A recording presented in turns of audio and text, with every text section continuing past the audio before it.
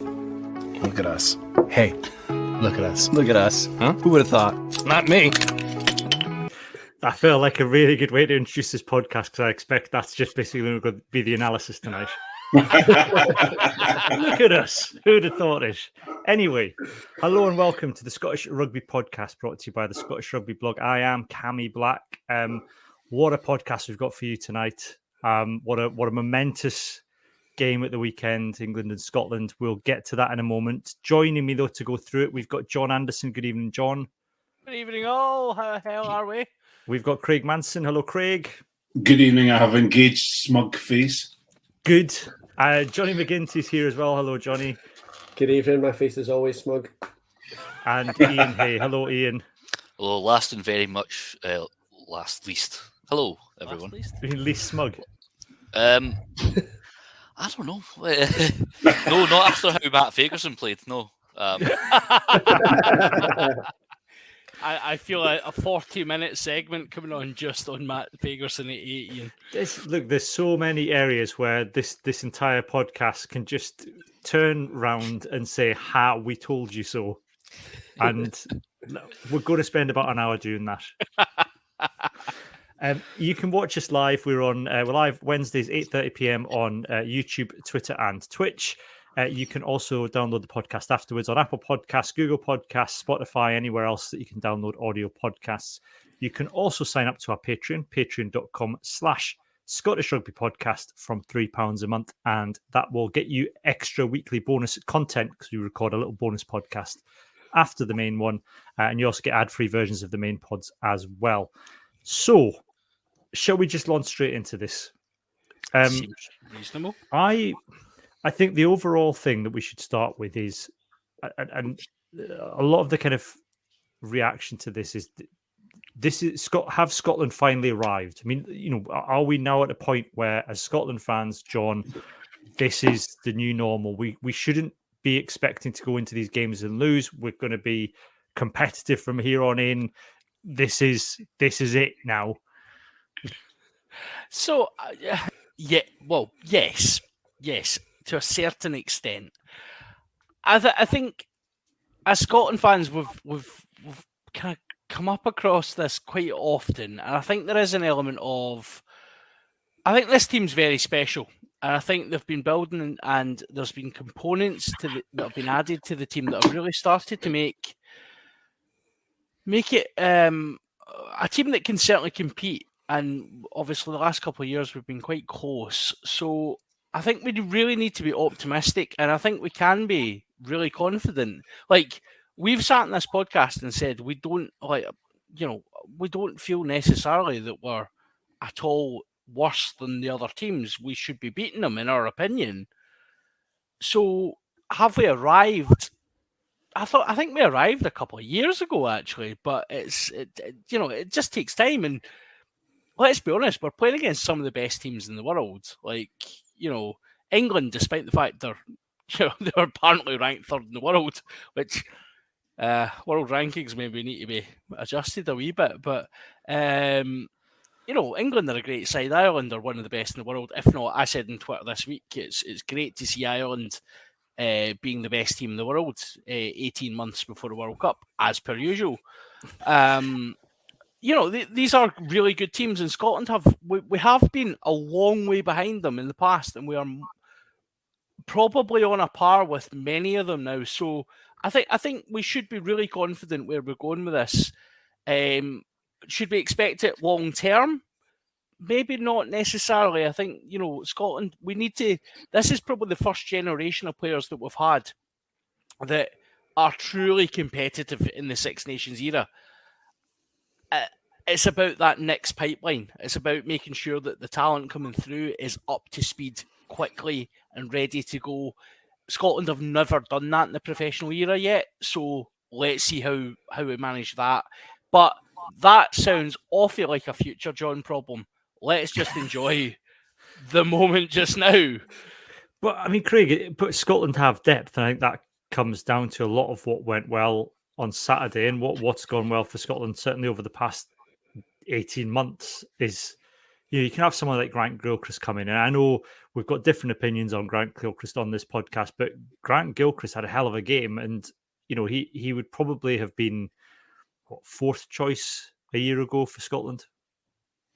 Yeah, I think when we talk about depth, I always worry when we start talking about depth, and everyone talks about depth, and haven't we got a lot of depth? And I understand that. For me, it's what does the depth, you can say depth as much as you want, but what does that actually mean? And I think on Saturday, for me, it meant that we brought on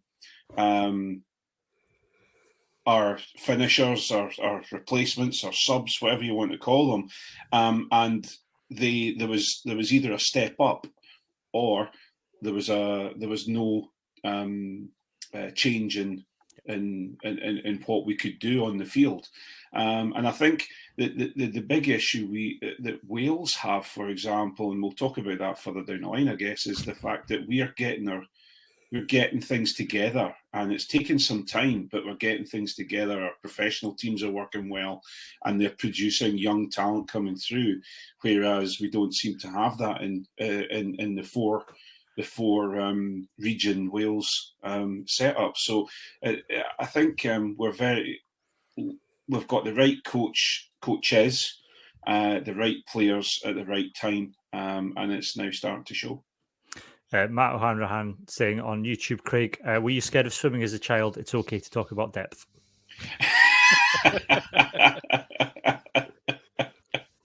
Don't take me there again. Don't talk about swimming.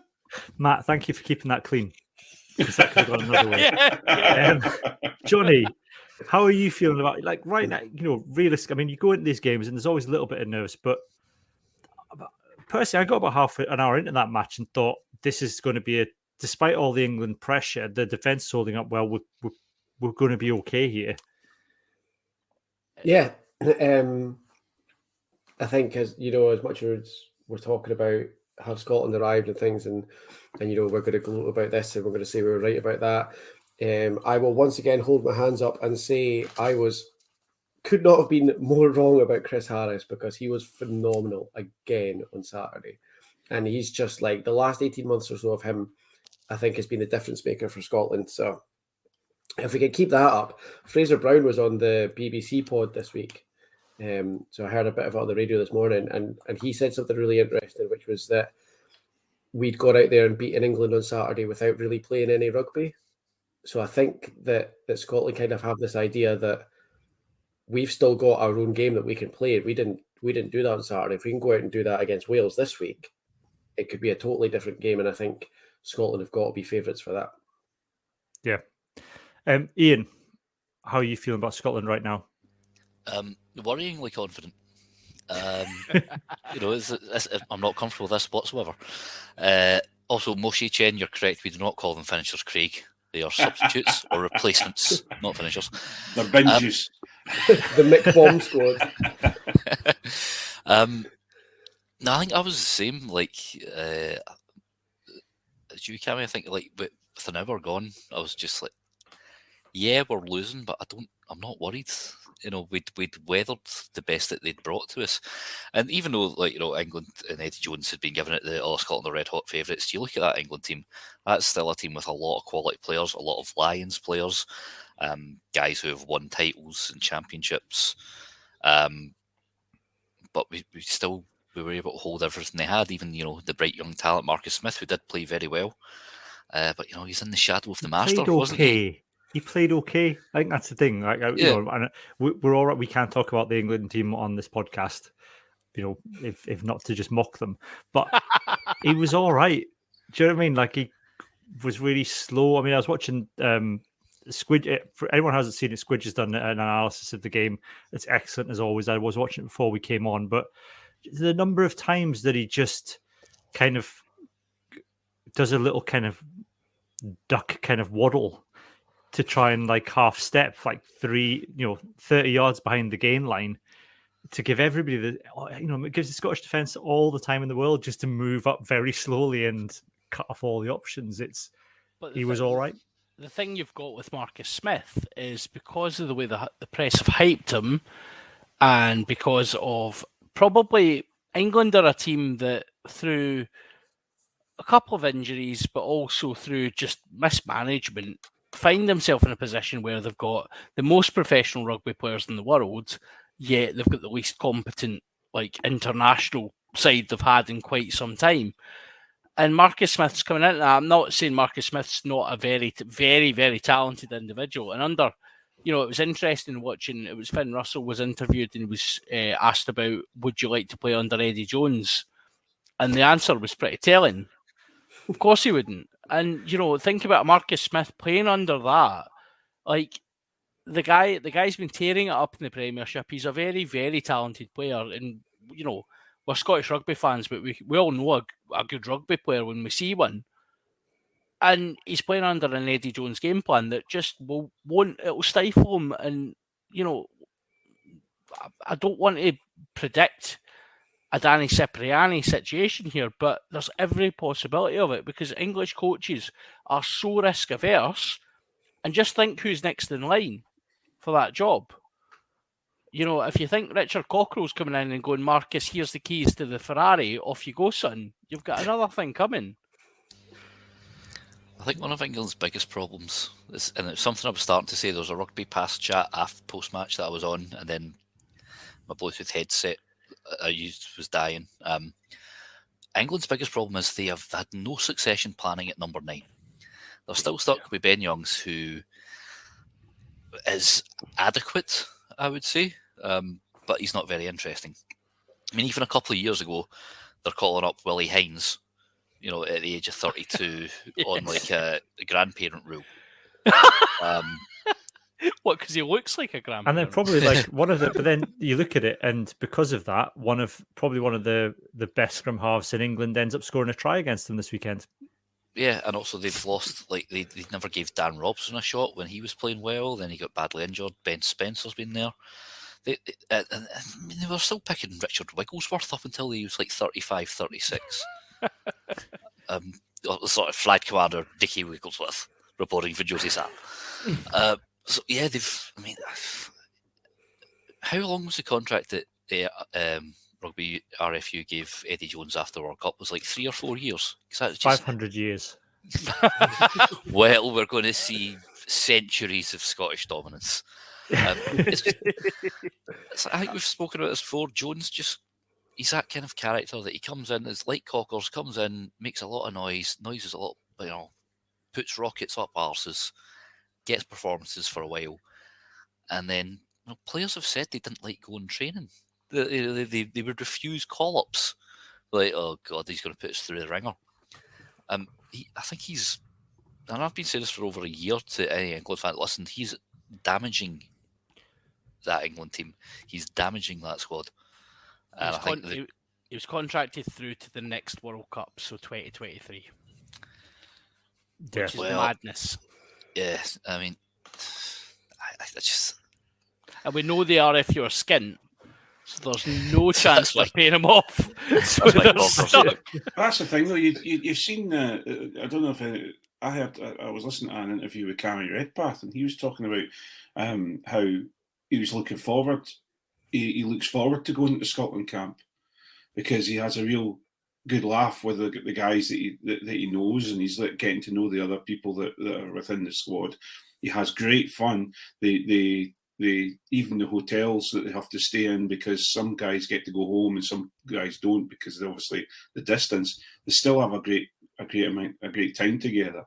And I can guarantee you, no matter how posh Pennyhill Park is down south, it's a miserable place to be, because I wouldn't want to. They talk about, how the last England captain, what's his name? Looks like a Toby jug. They all look like Toby jug. You've just described every England Dylan Hartley. ever. Sorry, Dylan Hartley. Yeah, okay. Dylan Hartley. reasonable. They talked about how he would go through the ringer with Eddie Jones, and you think to yourself, hang on a minute, that's your captain. That's that's the guy who, okay, you want him to drive standards, but you want him to have fun in camp. And I just think it's I think they got rid of their own coach. I think the press bullied them into getting rid of Lancaster. I think. But the is thing Lancaster a club coach? Is he a club coach or is he an international coach? I think he had the potential to be an international coach. I think Lancaster is from the same mould as Townsend, and I think the difference with this Scotland squad now to where it was at the start of 2020, when we had Finn Gate, and we're coming off the back of that horrendous World Cup, where Townsend said, "I went away and I learned all these lessons." Like the stuff that came out about how the camp was being run, and then the interviews since then with Finn Russell and with Gregor Townsend, where I think Townsend learned a lot from that fallout with Finn Russell, that camps need to be fun, especially during the pandemic. And I don't think that Eddie Jones is necessarily a learning coach. No. I don't see a massive amount of difference in the tactics that he deployed when he first took over England to now. It's the same tactics. He just keeps trying to find players to fit it, as opposed to Gregor Townsend, who I think has changed massively the way that Scotland play. And I know a lot of that's to do with the coaches he's brought in, like Steve Tandy, but they're brought in at Townsend's behest. They don't, the SCRU don't force these coaches upon him. There has been an overall switch as well, Cam. You're absolutely right. Like Townsend has led an overall switch in the style. Like Scotland play differently to what they did previously. So, but Scotland played differently to how they played 6 months ago, and that's what's exciting with this Scotland team is that it's constantly evolving. They've got, like you said, John, we've got a really good squad now, but it's not. They keep bringing these other guys in, and it doesn't make a massive difference. There isn't a drop in quality when a Ben White comes off the bench. It's so whatever the plays are, and they know what to do. They trust everybody outside them. The fact that he got in on that try from the point, and he can't be. I mean, he might not even come on the pitch at all in terms of the way the game plan was. But to come on, take over from Ali Price, and to run that line to get on the end of that ball, I think to me demonstrates, because that was it's a planned move. That just demonstrates how well everybody buys into the Townsend game plan, and that I think that's why this Scotland squad is different to the England squad. I think, Johnny, in that they're happier. Yeah, I mean, obviously you've all not seen the hilarious banter video of Adam Radwan doing crazy golf trick shots this morning at the training pitch, which makes it look like the most unimpressive, miserable, organised fun you'll ever see in your life on the RFU Facebook page. But no, I think you're absolutely bang on. Like you just get the impression that Scotland camp's a nice place to be, and they're obviously working really hard because, like, it's a fairly complex system that they've got going in both attack and defence. They keep doing that move where they hit Matt Fagerson out the back of a line out and inside their own 22. That takes a lot of practice. And my heart is in my mouth every single time they do it. So it's not like they're just going there and like juggling and eating Haribo. They're obviously working hard, but they're enjoying it at the same time. Yeah. Should we talk about some of the kind of standout players? I think. I mean, obviously everybody stood up for Scotland, like we said, but can we talk about Darcy Graham first? Because the fact that he's not in Team of the Week is infinitely upsetting. I think the fact he wasn't man of the match upset me, and I know they have to announce it before the end of the game, and I know he hadn't got that turnover, but still his contribution up to that point had been superb. He was for a back, he was at the heart of defence. He was sticking in some really good tackles. If you watched that, the lead up to the Ben White try, he flies up and absolutely fells Lewis Ludlam. He hit Ludlam a couple of times and properly hit him. And Ludlam's not a small guy. He's huge. He's really bulked up, Ludlam, as well. Yeah. And not just some of the runs he was doing, some of the dummy runs he was doing, even the way that he competed with Lewis Cowan-Dickey, which was hilarious. But the fact that he goes up to almost put Cowan-Dickey under pressure, then immediately appeal for the penalty try. He was integral in all three moments that basically led to us winning that game. That's the long and short of it with Darcy Graham. But are you including, when England had a maul that was held up over the line? Are you including that in there, Johnny? Because I only noticed that on second view, and I think it's Russell and Johnson get under him, but then as soon as I can't mind who the England player goes to turn, Darcy Graham leaps on him to grab the ball. He's like, "Nah, mate, you're not moving anywhere. I've got this." Yeah, it's I said this when we were speaking about Darcy Graham a couple of weeks ago. Like, the power that he generates with a frame his size is just like, it's ridiculous. I mean, like when I was posting a video, I posted the video of him that last 15 seconds as well, from coming out the base of the scrum. He gets a turnover, and then he manages to get around to the back of the next ruck, and then just to kind of like rub Jack Moore's face in it. But he came in from the side and there was no clear release, mate. It's a penalty England all day. I think somebody said for Darcy Graham to be supporting his weight in that position, he must have a hell of a core strength. And the temptation just to reply, but he's Darcy Graham, of course he does, was really strong. Yeah, it was amazing. Actually, I was listening to the podcast version of what Johnny was listening to, and both Fraser Brown and Pete Horn were absolutely just, promoting Darcy Graham. As they were just praising him to the hilt, because they were saying that Joe Marchant's ankles will be in splints this morning because he couldn't change direction as quick as Darcy. And his core strength. They were talking about his strength and how he can, just as we've all, I'm just going over, what you've all said, but he in the tackle and the ruck, he gets himself into places that traditional backs would never be. But also trying to pin him down when he's got the ball is just unbelievable. He shoulders people off, hands people off. He's absolutely fantastic. I think it's been great as well. Like, we all know he had a pretty crappy 12 months in his personal life, and he wasn't on the field. He wasn't hitting the standards that he was. But he had this. I think it's public knowledge now, so I don't mind saying it, that his brother was in a life-threatening car crash, things like that. So obviously that's going to play on his mind and affect him. But he's come roaring back, and he was back to his absolutely brilliant best on Saturday. He's what age is he now? 22, 23, 24. 24 years. Is he only 24? Yeah, he feels like he's been around for a lot longer than that, doesn't he? He was dynamite at the sevens. I think the sevens has really helped him. I think the sevens has been a great pathway for Scotland players. What I think it really helps with is, because you have to know when to time jumping into a ruck with all that extra space to cover. He is so good at that.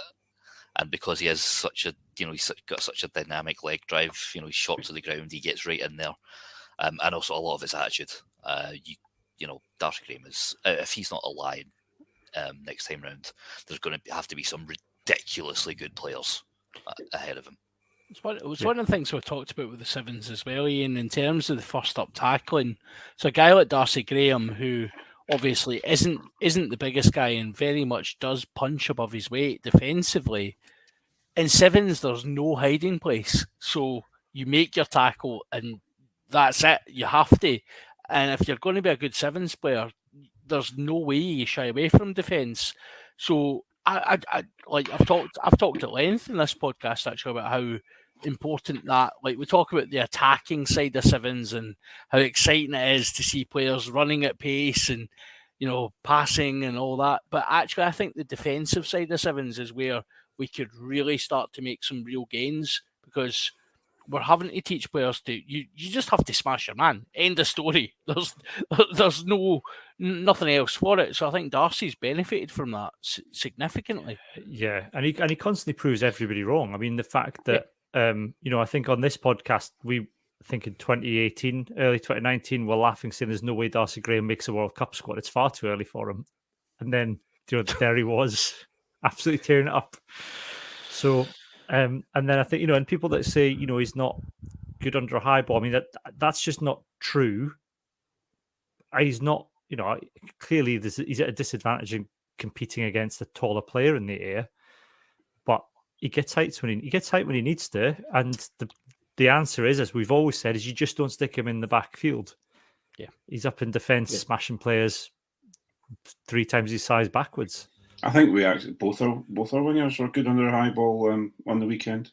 Duhan is like, and again, it goes back to that Lions tour, doesn't it? Duhan is absolutely fantastic under the high ball. And it's a part of his game because he looks like Johnny Bravo on steroids and can knock players 6 ways, whatever way you want, and is rapid. We think, Yeah, there's like he can't have it all. It's the Tim Visser effect. There's no way he's going to be good on that. He's very good defensively, and his high ball is phenomenal. I just one of the best parts of his game, and Scotland will benefit significantly from that. He can't kick though. But can he? Is that the next? Is We that do. the What next did thing you? that We we're gonna do. Well, start we do accusing know him of? because he absolutely spooned it off his boot. Yeah, but Alex Dunbar done that once as well. We can't He judge a kicked guy it on behind one him. kick. Alex Dunbar managed to like kick it behind him. At least Duhan's went forward. Yeah. The thing is, I like, think maybe it's Duhan can conditioned. kick, but he can took run a through ball people with inside start. our 22. Yeah, he took a ball inside our 22, basically a stride or two from his touchline on Saturday afternoon, and just went forward, nothing on, went sideways, looked for something to be on, nothing was on, turned around, looked for the smallest player, and barreled and got it to like not far from the 10-meter line. So, like, if you could do that from your touchline inside your 22, why would you bother learning to kick?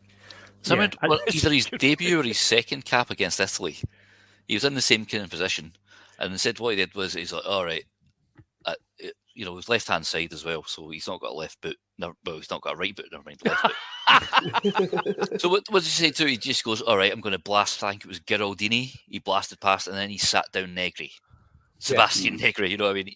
And got up to the edge of the 22, and then it's like, all right, easy clearance.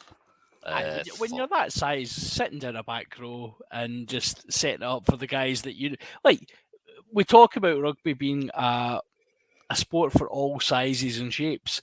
It's a game for all skill sets as well. Duncan Weir's made a very good career out of just being able to leather the absolute bejesus out the ball.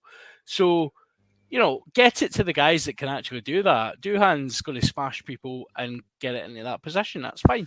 I think what was interesting as well at the weekend is that they're using Duhan to draw players in now, and they've quit. I think we've said that with Stuart Hogg before, and that's what Stuart Hogg's very good about, drawing in defences. But the lead up to that penalty try is Finn Russell doing a chipping a crossfield chip to Duhan, who smashes into the 22 and then some, and it draws in so many English defenders that you're able to chip it to the other side, and Darcy would have caught it, but we get the penalty try anyway.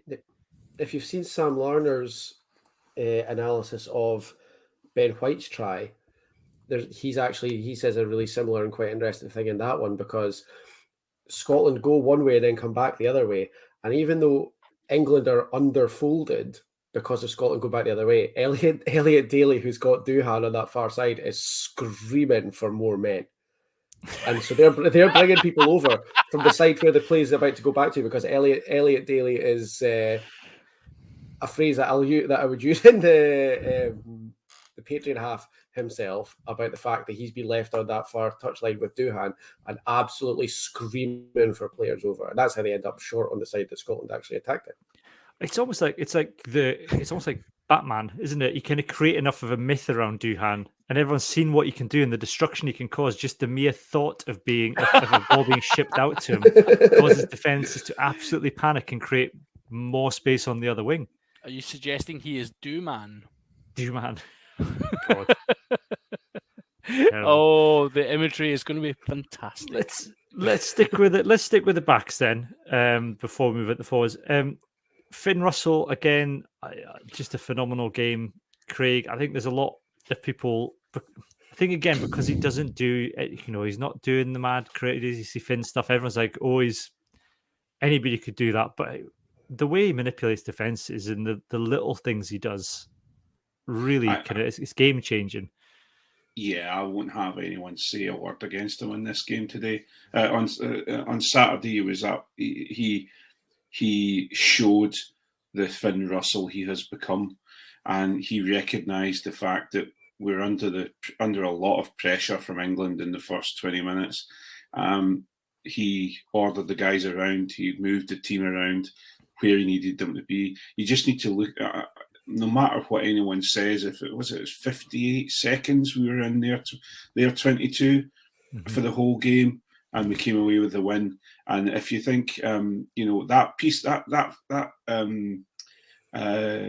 attack where he kicked, I've not seen this. I haven't seen it for before in international rugby for someone to do a kick pass twice within the same set of same attack. And he, to have someone who's as confident to do that, and also can now manage the team when they're under the pump.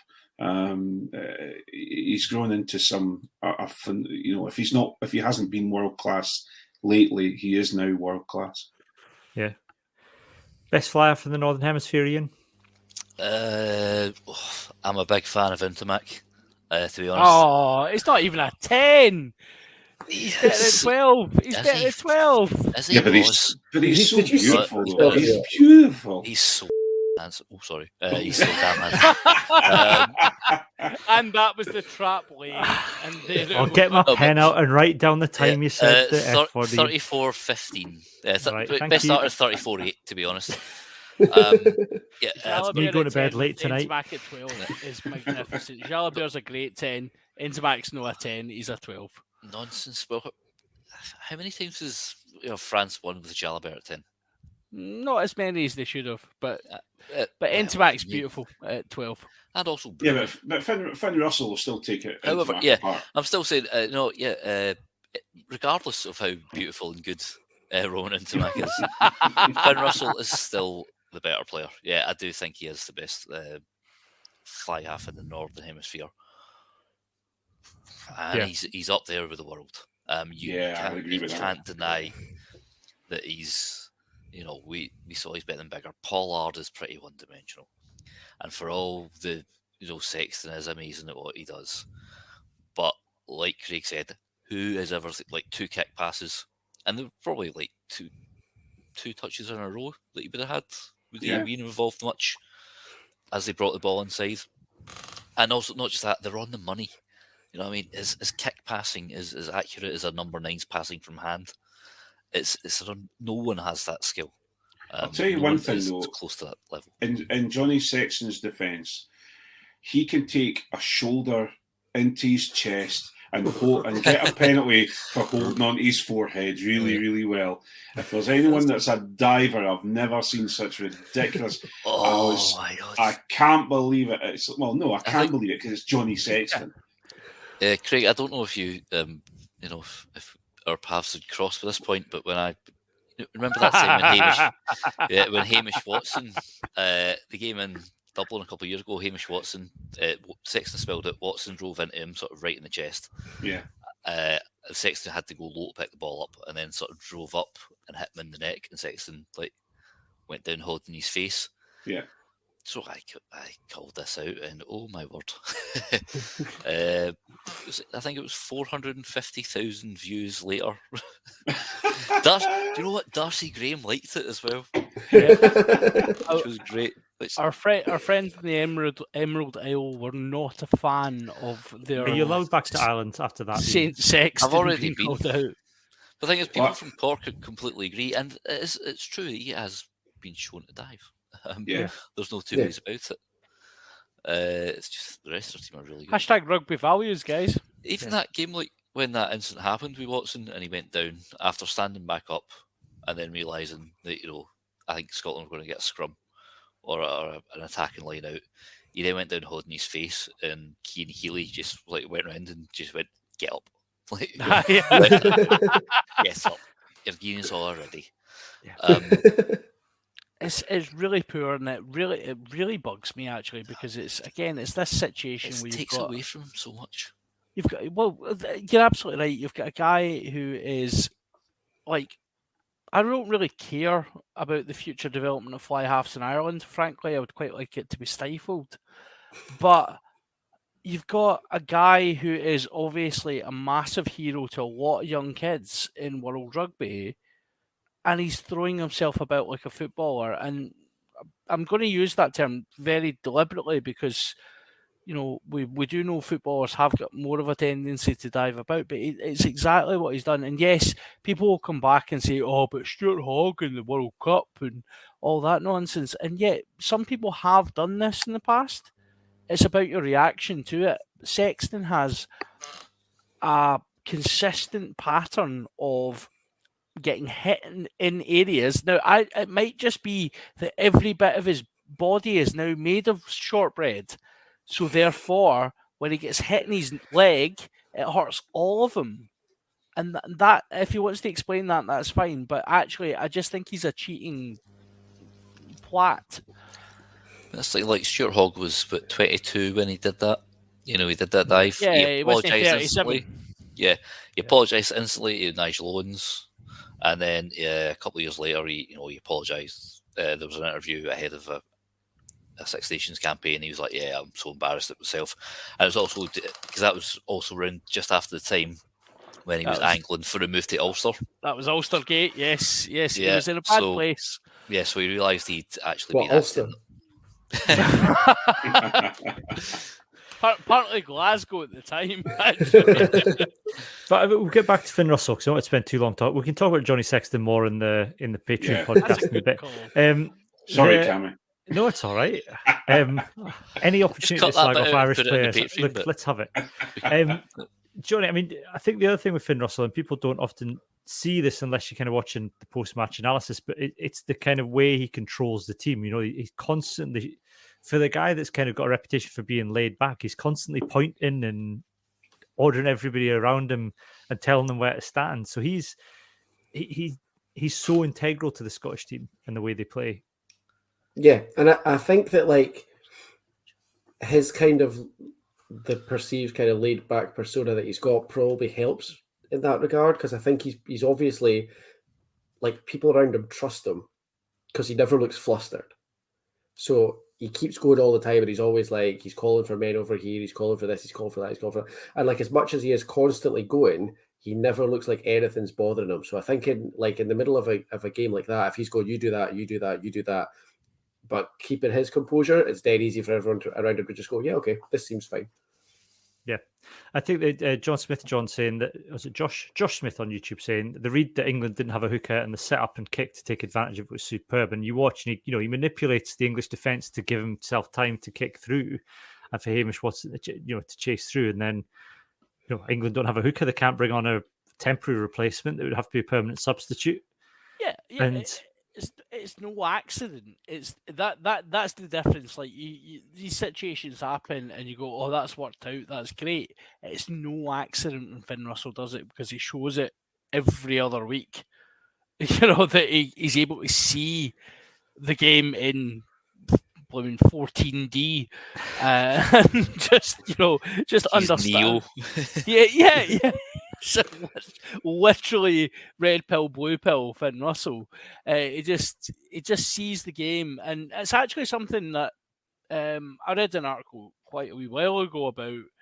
It was actually English rugby. They were looking at bringing in a coach to look at vision, and by vision they were talking about actually your peripheral vision and being able to see and spot things around you very quickly. And I would bet my last pound that if you were to put Finn Russell in front of one of those coaches, they would be like, "You are incredible at this," because he just sees everything around him and is able to calculate what he needs to do at that point. He is the complete fly half, and I would go a step further and say I don't think the Southern Hemisphere has anyone on par with him. Yeah. John, do you want to have a chance to gloat about Matt Ferguson now? I mean, I'm sure Ian want to come in on this as well, because both myself and Ian have been very vociferous in our defence of Matt Ferguson. Yeah, so what a performance, and more than justified. I thought Bradbury, when he came on, was decent enough, done his job. I'm not letting you away with that one because he came Craig's on. Craig, you'll have your right to reply. You'll have your, Okay. yeah. Okay. He came on, he done his bit, and he was good. Part of a very good performance. Ferguson was box office. Absolute box office. The stats alone tell their story, but everything Ferguson was doing, he was leading that pack about against in a very, very taxing circumstances, because the English were on top, and the ball that he was getting was always back foot, and it was just making meters, making yards. It was for me. It was like we talk about number 8 performances, and we want these guys, these 6'6" monsters, to just be smashing people out the way and running like 20 meters down the road whilst battering people left and right. Ferguson's performance was the modern number 8 performance, and it was perfect. It was absolutely perfect. Ian, do you want, before I give Craig a right to reply, have you got anything to add to that? I wouldn't say exactly it was perfect. There was the miscommunication at a restart with him and Darcy, but it's like the only blot on either of their copybooks. Darcy's fault. Yeah, somebody should have shouted. You know, but I'm not going to say. Always blame the back. Exactly. Yeah, but what I'd been having a discussion with somebody who I thought like it's on the Scottish Rugby Forum, and for like the 13 or 15 positions, I thought he was spot on. But one thing that I wasn't having was Bradbury being better in a close quarter battle than Ferguson. I was like, no, I want to see Bradbury running onto a ball, right? Because he's getting bigger stride. I want to see him running onto a ball and taking men on. Then he can bounce a man. Okay, but what Ferguson does, he's more of a burrower. You know, he's shorter man. He gets right through. He has a higher work rate than Bradbury. Even still, Bradbury has been in great form this season. I'm not going to deny that at all. But Matt Ferguson in command of that number 8 jersey, and I think usually he's been like a 7 or 8 out of 10. He's maybe made one. I think there was a game against Ireland. I think it was. He'd been playing really well. I think it was the one we just narrowly lost. But then he does a knock on like 10 metres from the line when we're in a good position. And it's like, if you just held, you've been doing so well so far. If you'd held that and kept us going, that would have been better. But Saturday was exceptional. And he is in command of that number 8 jersey. And that's the number 8 that Gregor Townsend wants to play because, well, like John said, you know, we don't have a 6 foot. We don't have someone like, we don't have a Billy Vunipola type tank, peak Billy Vunipola. I mean, because, you know, he's kind of rotten most of the time. Or we don't have Louis Picamol, who is one of my favourite 8s of all time. You know, it's so good. So good. Just the offloads and the running. And before we go to Craig, though, just to be very clear, we are both saying, like, I said this on the preview pod, and you will have all heard this. Magnus Bradbury, for me, is the form 8 in club rugby.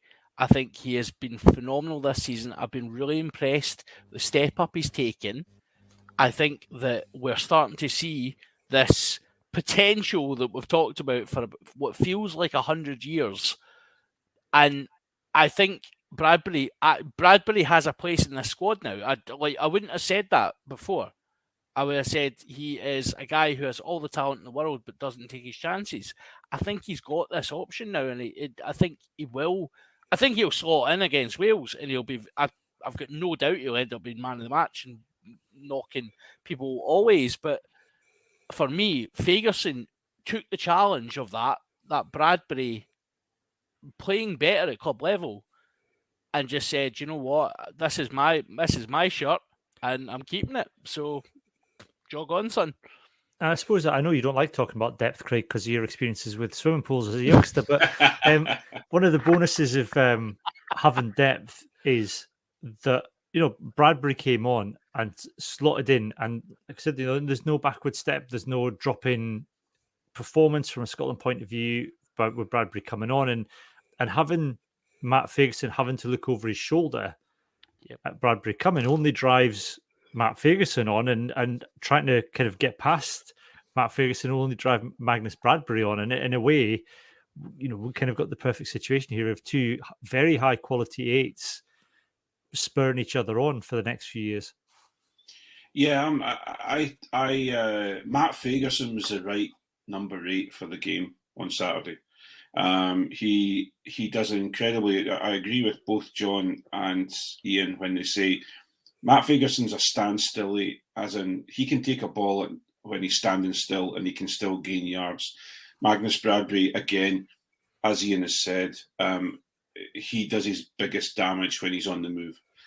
He has to take a ball at not a canter, but he needs to be moving, whereas Matt Ferguson doesn't. I think, well, you've all covered it pretty well. I wouldn't say Matt Ferguson was box office. I would say he did his job incredibly well. And yes, he is a number. He's put his name on the jersey. What you might find is that he may move to 6 on the weekend, and Bradbury goes in at 8, because he's been performing very, very well at 6 for Glasgow, with Dempsey being at number 8. So you may find that, but I think where we're to I'm not throwing the toys out the pram about it. I think Bradbury he doesn't deserve the jersey because he's not been in the jersey because of all his performances prior to now. So we can't turn around. It's Matt Ferguson's jersey to lose, and I think Matt Ferguson stepped up and did an incredibly good job on the weekend. Yeah, I would agree, Craig. I think maybe we're just being semantic here, but Matt Ferguson's jersey to lose, it's Magnus Bradbury's jersey to gain. It's his to drag it off his back, and I think they're both doing that. Such competition. Yeah, and all I was going to say was he made the most tried, the person who scored the most tries in the English Premiership in a season look very average. Yes. Sam Simmons was very average on the weekend. And I agree with you as well, Craig. I think for the weekend you might see Ferguson move to 6, because I would please don't ruin my dream of a Hamish Schwartzen, Rory Dodge. Cam, I would love that. I would love that so much. I think that this is head, heart, and arse speaking here, but I would love. Dodge is going to be on the bench. Does anyone know how much line-out ball Richie took? Because the only Gilco and Grant Gilchrist was outstanding. See if we can get the stats. Well, you are talking. Yeah, because I don't know if they'll maybe just drop Richie in at 6. Bradbury in for Richie at 6, and maybe look for him to that's what they will do, mate. I think that's what they will do. Yeah, just have him running down, sort of see if there's a gap around the ruck, down the narrow channel, down the blind side. Keep Ferguson in the middle, right in the middle of the pitch. Once the game starts and they see how the set piece is going, it doesn't really matter. Like, one of them's going to be wearing 6, one of them's going to be wearing 8. Where they actually end up playing once the game starts could completely depend on how it goes. So to answer your question, Ian, so our top line-out performer at the weekend was Johnny Gray with 5. Then it was Jamie Ritchie with 4, and then Grant Gilchrist with 3. So Ritchie was our second option at line-out. So that's going to be a bit his Darge isn't really a line-out option, is he? Because I think I tried to look it up on the. He's not. No. He's not, but there's no reason why he can't be. He's literally the same size as him. Hang on, John. That's absolutely correct. You're right. But he's not there yet. So Matt Ferguson was used as a long line out option. I'm sure he's been used. He's got a good. Well, if you've got big. Look, by the time this podcast goes out, all of this academic, because the team's getting announced tomorrow. So people will be listening to this Thursday afternoon, going, "Well, they were wrong." I want to talk about Hamish Schwartzen a little bit while we're on the back row, Johnny, because I think Hamish Schwartzen at the minute is suffering with a little bit of the Finn Russells, that people watch him, and because he's not doing things that we used to him doing, everyone thinks he had a quiet game. And having watched the game back and then seen various bits of analysis afterwards, he did not have a quiet game. He didn't take the ball and kind of drag 15 men with him over the course of half a metre, but his work in defence was phenomenal. Yeah, he didn't do a lot of the stuff that people kind of expected to do for quite a similar reason to why Stuart Hogg has started apparently doing less of the stuff that you expected to do, which is that people make plans for Hamish Watson now. People know where Hamish Watson is all the time. And so that's a job in itself, because then that gives the people around him more chance to do more of what they do, because there's more attention than possibly is necessary drawn to Hoggy and drawn to Hamish. and then everybody around him has got a little bit more freedom. So as much as you say, oh, you know, he used to take every ball and pinball 6 or 7 people and be digging into every ruck, he's maybe not doing that so much anymore. But the fact that everybody is looking for him to do it means that the people around him are getting to do it a bit more and be a bit more effective with it. Yeah. We're coming to what, anybody else kind of stand out for you at all, Craig? Well, I can't say anything apart from the 2 front rows that came on off the bench. Schumann and WP Nell did exactly what we talked about last week. You know, and also the week before when the full squad was announced. Watching Nell was it was great because of the reset scrums. You could actually watch him do his job, and watching Joe Marler trying to bend him down and trying to pull him down, and then firing him back up into his chest. It was just fabulous. And Schumann, all I want in all my life now is the whole Scotland fan group in Murrayfield to shout "shoo" when he gets the ball, rather than just the Edinburgh fans, because it's kind of like it still sounds a little bit like he's being booed by a certain amount of fans. Point of order, Craig. It's "skoo." I know it's "skoo," but it's we shout "shoo." It doesn't really matter. It sounds. You're doing him a disservice. That's not his name. I'm not doing him a disservice. That's like spelling Ian with one I. Is it? What even gets going on that? Difference? Is there a difference? It's like spelling Johnny with an H, isn't it? Yeah. Denny. But yeah, I think I definitely think the 2 front rows served their purpose and did an incredibly good job. And Turner again has proven everyone's faith in him. He had a fabulous game as well. So yeah, no, my hat's off.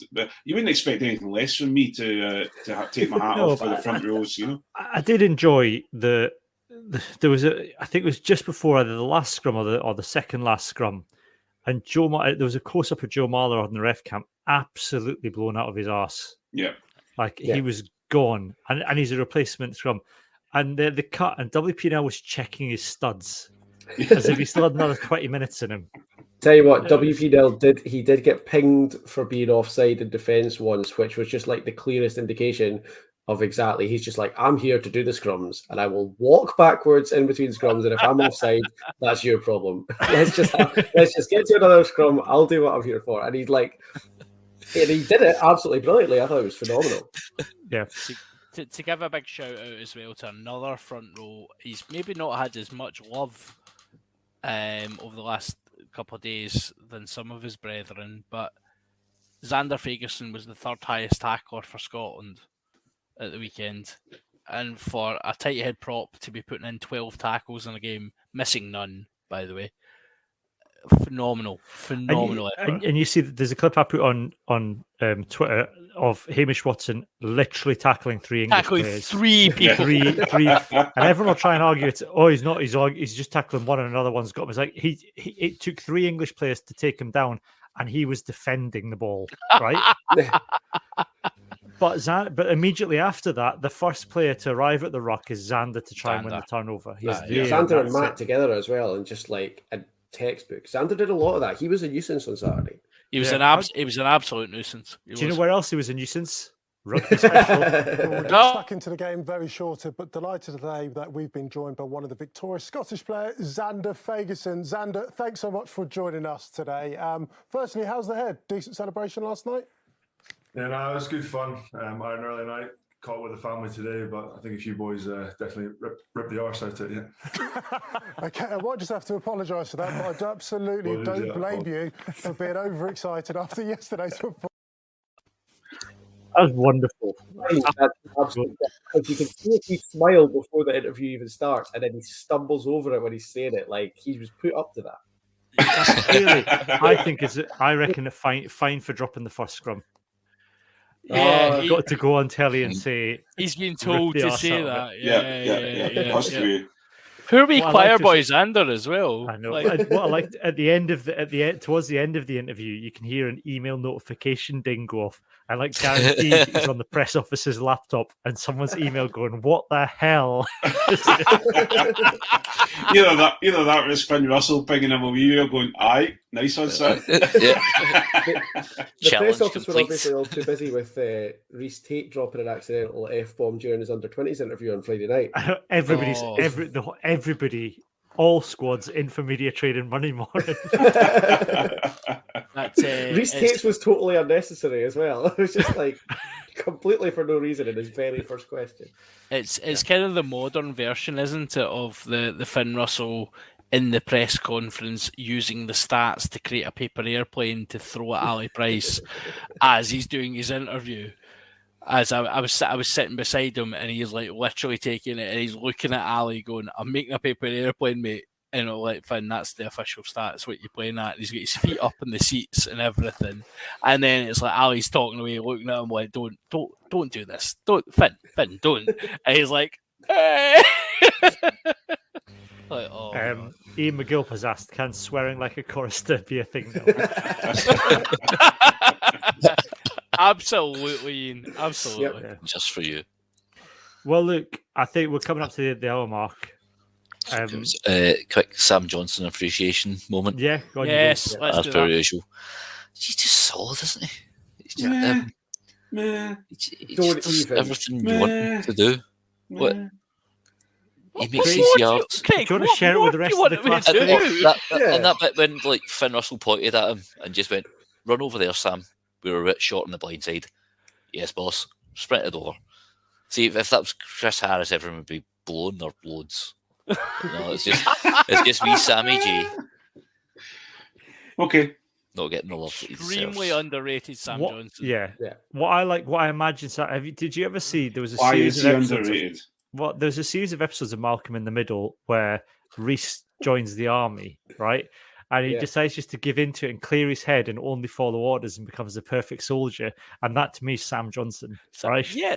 He's clear, like he goes on the pitch, like he empties his head and goes on the pitch and just does what Finn Russell tells him to do. What and better he's very players effective around him at it. tell him to do? Yeah. He's perfect. Essentially, soldier. it's like an extension of Finn Russell on the pitch. I think Cueto in is it Quato or Cueto in Total Recall? Yeah. Start the reactor. Open your mind. No, that's Finn to Sam Johnson. Just block out your mind. Yes, boss. To answer your question, Craig, I think Sam Johnson, chronically underrated because he provides something that Scotland fans don't necessarily value, that really, like the build-up play that generates that space for our really exciting backs and forwards to create havoc in. Scottish fans love a 30-metre gallop or a miss pass or look at us scoring from like 10 metres out. Sam Johnson does those hard lines, creates that space for them to do that, but also defensively, he is absolutely rock solid. He's one of the best 12s defensively we've had since Alex Dunbar. Sam Johnson, whenever he's doing those carries, always presents the ball quickly and very rarely turns over. Yeah, it doesn't make huge yards from the initial phase in the centres. Yeah, it's not huge yards, but it's back and it's the perfect line. It creates enough space. There's like the ruck can't get over him. So you're telling me he's a 6 out of 10 then? Look, I think, but that's just sometimes that's what you need. Look, not everybody can be a 9, 10 out of 10 every match, can they? Ross Ford showed us that. But I do think it's a. And again, I don't want to preview the Wales match too much because we'll do that on Friday in a separate podcast. We've got some guests from a Welsh podcast joining us to do that and run through the lineups. But I think that we'll probably see over the course of the Six Nations that the lineups, Scottish lineups, they'll be the same spine of the team, but things will change. I'm not sure that Sam Johnson's going to start at 12 every game.